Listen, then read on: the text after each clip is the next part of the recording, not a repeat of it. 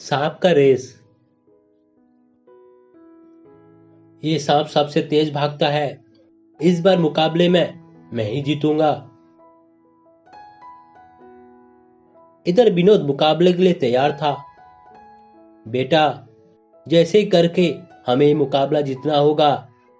पिताजी, आप मुझ पे भरोसा रखो, हम ये रेस जीतेंगे। राजू और विनोद रेस के लिए तैयार थे। 1 2 3 गो। विनोद का सांप तेज भाग रहा था। ये देखकर राजू हैरान हो जाता है।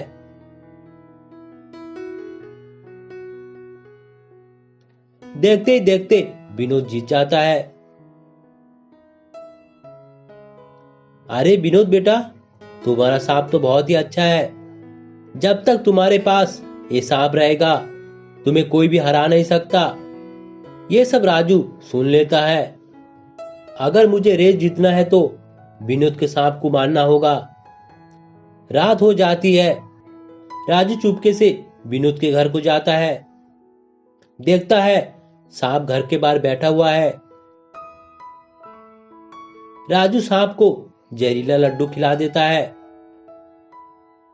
और वहां से भाग जाता है। सुबह हो जाती है। विनोद अपने सांप के पास आता है। देखता है सांप मरा हुआ है। यह देखकर विनोद हैरान हो जाता है।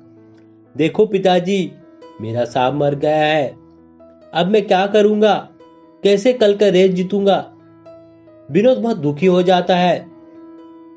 राजू ये सब देखकर बहुत खुश हो जाता है।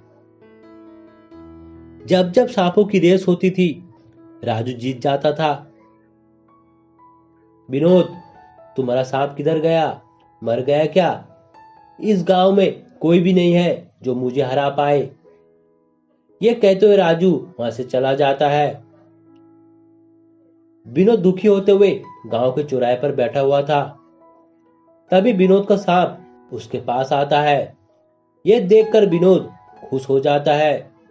तुम जिंदा हो? नहीं, मैं मर चुका हूं। मुझे जहर देकर मार दिया गया है। किसने तुम्हें जहर दिया है? राजू। यह सुनकर विनोद हैरान हो जाता है। लेकिन मैं उसका कुछ नहीं कर सकता। एक रास्ता है, कैसे करके तुम्हें रेस जीतना होगा, तब उसकी घमंड खत्म हो जाएगी।